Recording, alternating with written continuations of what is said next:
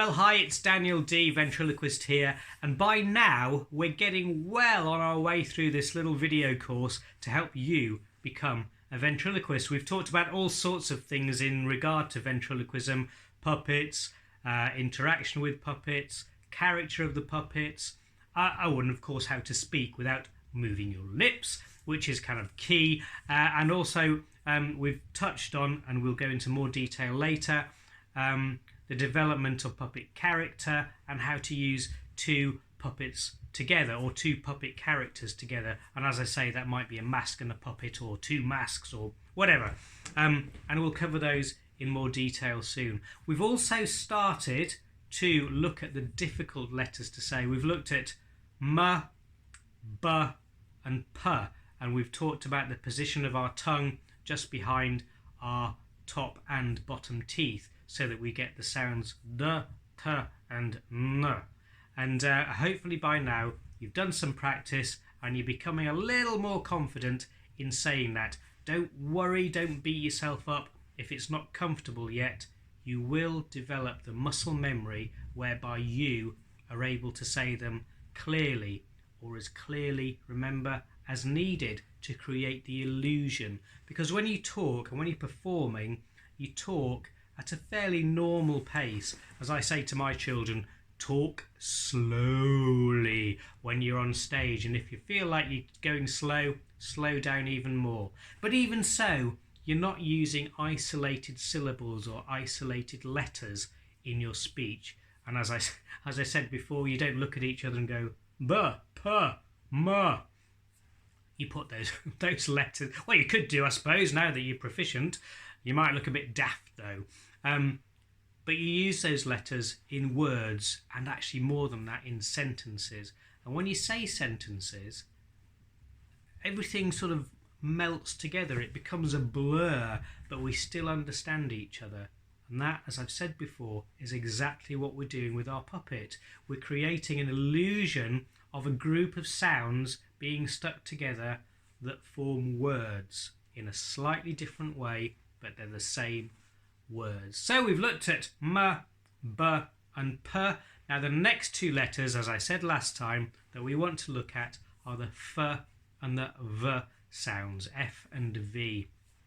Now I think these are quite tricky sounds, and I have to admit, and I talked about this in the introduction, I have to admit that when I learnt ventriloquism, the way I was taught to do f and v sounds is not the way I actually do it, because I found that I wasn't convinced by that. And in fact there are vents out there that I watch performing that do it differently to me. And in fact, you know, what you should never do is go up to a vent and say, oh, by the way you pronounce your F's and V's, actually what I'd recommend is, because they've found their way and it works for them and it's convincing for them. I found my way and that's what I'm happy with. So you develop your own way, and as I said before, adjust the methods that I'm giving you to suit your own style, your own physiology, and your own puppet characters as well. So let's have a think about v and f, or if you want to do it alphabetically, f and v. Now these are both sounds where you do use your lips to form the letter f. Great way to do this is watch a cartoon, a good cartoon where they form the shape of the mouth, or even something like a stop frame animation where they form the shape of the mouth into letters. And what you'll often see is the top teeth coming down to meet the bottom lip, f, and it's much more pronounced on a puppet or a cartoon character, f, v. And again, like the p and the b, one of those sounds uses just breath, and one of the sounds uses the vocal cords as well. So f is just air passing between your lips, v is the air passing between your lips and sound from your vocal cords as well. So how do we make that sound? Well, let's have a think for a moment. I've talked about how we make it in normal speech, but let's just break it down, because when we're speaking normally to our friends or to ourselves or to whomever, we don't actually think, right, I am now going to form a f sound, so therefore I need to position my teeth close to the bottom lip, like this. and then I need to blow air between my lips, like this. No, if you did that, you'd be speaking extremely slowly, you'd probably spit in your friend's face, and you wouldn't have friends for very much longer. So we're not doing that. We just form the shape and we carry on. But for the purposes of learning this, I want you to think exactly of how you make that sound. So let's have a look at f. And again, it's an isolated sound. It doesn't make much sense, but let's say fish. Fish. So our lips, our teeth, meet our lower lip, and sound passes through between our teeth and our lips. So what we've got to do is replicate that without touching our bottom lip. And it sounds easy to do. Surely if you just force air between your lips, you'll get a first sound, but you don't really. And this is where illusion comes in again. What I tend to find I do is something similar to just letting air pass between my lips, and I pronounce the f sound quite quickly. So it's fish, fish, fish. And when you do that, you don't say words in isolation, you say them as part of a sentence. Have you fed the fish today? Are the fish hungry? Fish. And I will occasionally, I'm sure, have some movement in my lips just to get the f sound out. Don't worry about this, it's an illusion. And I'll tell you what, let's bring Hadley into the scene. Come on, Hadley. Now, Hadley, yeah, I've just been talking. Sort your legs out, what are you doing? I don't know, I've got no control over my legs at all, it's terrible. I know it is, but you know, just get yourself comfortable. Are you alright? Yeah, I'm comfortable now, yeah, I'm alright. Right, now Hadley, I've just been talking to everybody out there. Hello? Hello out there? Hey! Oh, there's loads of them. You can't even tell that. I know that I can tell on the likes. Yeah, look, hey! 3 likes! Yes, Hadley. We've been talking about the f sound. Yeah, f, yeah, alright, f, yeah. And we've been talking about the v sound. Right, the, yeah. Now those are quite difficult sounds because they're hard to do without putting our teeth on our lips. Look. F. Yeah? Alright, yeah, okay. I haven't got any teeth though. And well, I know you haven't, but it's just, you know, it's me that's doing the talking. Yeah, sometimes. Most of the time, no. This is what I told you. Yeah, get ready. Most of the time, he makes me do all the talking, and he just stands there like an idiot. Well, I'm going to say like an idiot. He is an idiot. So thank you, Hadley. Goodness sake. You need to learn manners. Right, Hadley, I know that it's hard. Why? Because it's hard to say manners. Because it's got a m sound. Oh, you've learned there, haven't you? Yes, we have. Right, sorry about this. This is a problem when you're working with puppets. They ad lib. It's terrible. So, zip it. Yes, and let's carry on. So, first sound. Now, Hadley, could you say fish, please? Okay. Cod. That's not what I mean. All right. Haddock. No, Hadley, no, please. Can you? I want you to say the word fish. Right. Goldfish. I suppose that includes the word fish. And actually, that's a good example, goldfish. Well done. I know. I thought of it all by myself. I know you did. Goldfish is a good example because it's a compound word. It uses the word gold and the word, anybody? Fish. That's right. And so what you're doing is you're blending that f sound into the middle of a word. So it becomes less obvious. And if I said gold kish, you would still think I was saying goldfish. No, I wouldn't. Hadley, I'm not talking to you for a moment. What I'm talking about is the illusion of creating a sound. All right. Are you doing that? Yes, I am. That's exactly what we're talking about. You're creating an illusion of sound. Yes. Oh, that's why I can't hear you then. No, I'm quite audible. People can hear me. I can't. Hadley, what is wrong with you? Have you not washed your ears out? No, it's my ears, you see. What's wrong with your ears? They need a cloth. Cloth ears. They're useless. Sorry about this. Let's get back to fish and goldfish. So, Hadley, can you say goldfish? Please behave. Do it properly. We're trying to help people. Okay, yeah, right. Goldfish. That's right. So let's analyse that. Let me analyse that for you. What I said was gold, fish. And what I do is I put, this will surprise you, I put my tongue against my bottom, the back of my bottom teeth. Like that. Goldfish, fish. And I pull my tongue to the back of my, not right to the back of my mouth, but towards the back of my mouth. So it works like this. Goldfish, fish. And actually fish is a nice word because it's got a sh sound, so we're using our tongue as well. But let's think of a sound with a different letter at the end. That. Oh, that has a different sound. It's not a f, it's a the sound. That. So actually that's a bit stupid, isn't it? That's not, Hadley, why did you even say that? I never said a word. You're putting thoughts into my mind. This is what I've been telling people, that you and me together, you ad lib, you make stuff up, you put me off. Now stop. Maybe a slightly easier way of thinking about it. What are you nodding for? Because I agree with you. You don't know what I'm saying yet. All right.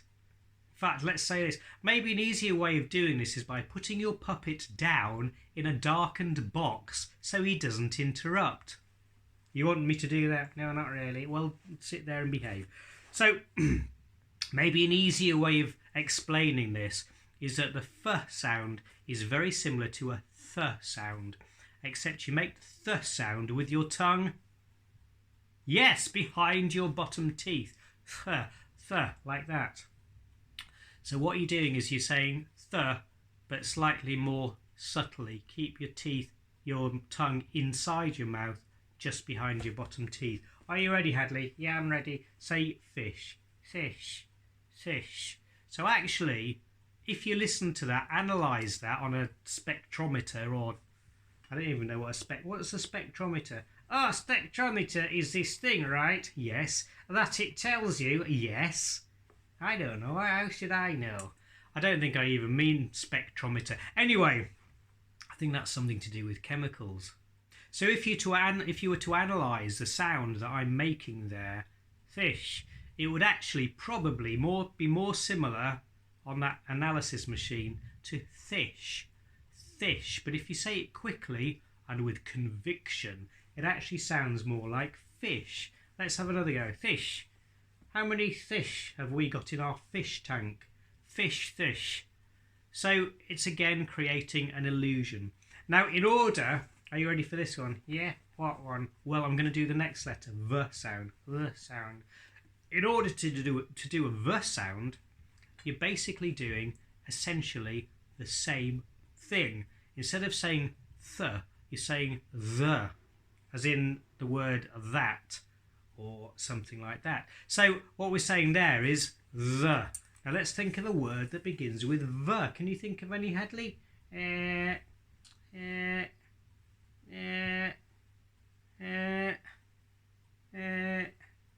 What was the question again? The question was, can you think of any words that begin with the? Yeah. No, not really. No, okay. Well, let's just pronounce our letter the. And again, you're creating an illusion. So if you were to analyse it on a spectrometer, can't be a spectrometer, can it? No, it's something to do with sound. A phonometer. That's it. It's a phonometer. The analysis of sound. Perfect. Somebody could invent a phonometer for me. What you would hear is the, not the. But it doesn't matter because we're creating that sound as part of another sound. So let's think of a really complicated word, velocity. Can you say velocity? Yeah, of course I can. Look, velocity. Hey, easy is velocity. And actually what I'm saying, to be truthful, is velocity. Keeping my tongue behind my bottom teeth. I know it's easy for you to do that. Well, it's not actually that easy, Hadley. I know that at least you've got a tongue. I've got nothing. All right. The good thing about your mouth, yeah, what? Is that you've got no teeth, yeah, no tongue, yeah, and therefore no dribble, huh? Yeah, I know, it's good, isn't it? I can't stick though. Well, that's a good thing, Hadley. back to the V sound. Velocity, velocity, velocity. Yeah, the velocity of the then was really fast. Really, really, really, really fast. It was. Well, apparently. So, that's another 2 letters to practice. The F sound and the Th sound. And the V sound. Both using a th. But with your tongue, it's a mantra now, isn't it? Behind your bottom teeth. Tongue behind the bottom teeth. And what you're doing is a th and a the. But it comes out as the. Fish, then. Fish, velocity. Fish, velocity, and oh, hey, fish, velocity. Oh, no, I know. What, Hadley? Velocity fish, the fastest fish in the world. Yeah, hey, velocity fish. You silly boy. In this little sequence, I'm going to include the last letter that I really want us to work on, because this last letter, just hang on, you just lie down a minute, Hadley. You can have a little rest. The last letter, because I don't want to do a separate video for this letter, the last letter I want to work on is the W sound, W. Now you might think that W is just W, but it's not that complicated, but I'm going to tell you the truth. It is. It's tricky. And the tricky thing with the W sound is that it uses your lips form a shape. If you think about saying... I think about the word wah-wah. You know, when you have a wah-wah pedal for a guitar, it's making that sound, the wah-wah. That's an onomatopoeic word, apparently, whatever that is. It's making a sound, and the way it does that is by your lips opening, wah, and letting the sound form a different shape as it. And if anybody can explain why it does that, I think it's something to do with the shape of your mouth, like a trumpet, bell. But I've actually no idea, because I'm not a linguist. But as you open your mouth, wah, making the W sound, wah, you notice the change in the tone of that letter, wah. So the challenge is to make that sound without having to open your lips. This isn't a plosive where your lips are closed to begin with and sound is forced through them. Or it's not even like an M sound where you can very simply move your tongue behind your lower teeth and make the illusion of the same sound. With a W sound, you have to do something slightly different. And again, when I learned ventriloquism, it was recommended to me to do a certain thing, to say more, not just say a W, but say a ooh. And so you were almost saying a ooh first. And for me, that wasn't comfortable, because that made a single syllable sound into a 2-syllable sound, not W, but ooh, and that didn't work for me. So again, what I knew I had to do was create the illusion of saying a W sound. Now there is a way that for quite a little while, when I first started, I did this, and that was to use words that didn't start with W. Because then I didn't have to worry about it. Because if the W comes in the middle of a word, it's not too bad. But when it's at the beginning of a word, it's a bit more tricky. So how do we do this? Let's think of a word. Oh, I'm looking at the window. Window. So what you have to do is make a W sound without moving your lips. Now you can't say indo. You can't use your tongue at the back of your teeth. Dingo. Dingo. Dindo. You've got to do something else. Now I do a similar, very similar thing to what I was taught, but I try to keep it as one syllable. Let's try a little sentence actually. The window was dirty. The window was dirty. I'm almost saying actually the rindo. And to be honest with you, some people pronounce their R's as W's, don't they? So it's almost like I'm doing that. The window was dirty. The window was dirty. But what I'm doing is I'm flattening my tongue towards the bottom of my mouth. Window, window, window. And it's quite a strange thing to try and explain. So what I'm doing is I'm putting my tongue at the back of my mouth and pushing it forward slightly. Window, window. And actually to say a W is very easy. W sounds a bit like a R. But to say the w sound in a word like window, it actually makes, for me, it makes it easier because you're putting it into context. So therefore your audience is listening to the whole word, not just the letter. Window. So I'm starting with my tongue quite far back in my mouth. Window. And if I exaggerate that, so I'm almost swallowing my own tongue, not a good thing to do on stage. What I'm doing is I'm starting with a R and then developing that into a E. That's a bit exaggerated, but speed it up a little bit. It's like this. Window. Or window. So that's how I do it, and I don't think there's very much movement in my lips at all. But again, as you're speaking and as your puppet's speaking, the focus of the audience is on your puppet's mouth, so therefore that's what you need to worry about. Keep him moving, keep him active, and they won't hear your strange w sounds. But practice anyway. Get it as clearly as you can so that people don't notice the difference. And again, as I've said right from the beginning, this is about practice in front of the mirror till it becomes second nature, and that's exactly what I want it to become for you. Because learning the skills is one thing, and again, we talked about it being like a foreign language. You can learn language in the classroom, but when you get out there and speak to people in this foreign language, that's when it becomes real. And that's when you realise that people can understand you. That's when you realise that people are watching your puppet, not you. And that's when children come up to you after the show and say, "I didn't see your lips moving," which is a really great compliment. So we've talked about what letters: a p sound and a b sound, which is when your tongue touches both your top teeth and your bottom teeth, just slightly behind the tooth. We've talked about a m sound, where your tongue touches your bottom teeth, but in a more relaxed and a slightly slower way. N. Very similar to a n sound, but your tongue is slightly lower down in your mouth. And we've talked about the f and the v sounds, which is, again, your tongue near the bottom teeth, and it's very similar to a th sound and a the sound, but with your tongue lower in the mouth. Th, the, th, the, th, the faster than. Okay? And we've also just now talked about the w sound, and I want you to practice that as much as you can. And also watch ventriloquists as they speak and pronounce the w sound, and you'll see some interesting variations on how you might be able to do that. And I know I do it differently to other people. Window was dirty. The window was washed. The window was washed.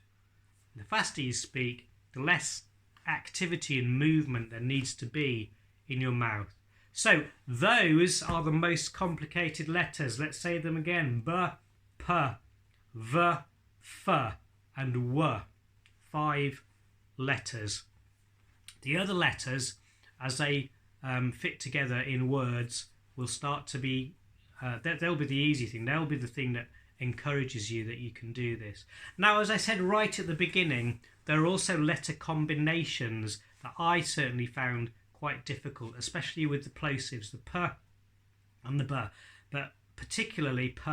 If I had to say p-l, like please, that's a tricky one, because you say your tongue is at the bottom of your mouth, tla, to do the t, and then you've got to move it to do the l sound to behind your top teeth. So please, please, please. And what I find myself doing is actually separating those two sounds out a tiny bit, just a tiny fraction of a second. Please. It's almost like two syllables. Don't say please, say please. Please, please. So that gives you time to move your tongue from one position to the other. And again, practice and it becomes second nature. It becomes part of your foreign language that you're proficient and fluent in. Please. The other one that I've often had difficulty, certainly as a beginner, was the p-r sound. So let's think of a word. Practical. Practical. And again, I do the same thing. Do the p sound, p, and the r sound slightly separately. Practical. So it's practical. Practical. Practical. And the faster you do that, again, you know, when you're in normal speech speed, it becomes almost invisible. You can't really tell that you're saying that, and certainly that you're struggling with it. Now that brings me on to performance, and we'll talk about that in the next video. I'll see you soon. Bye.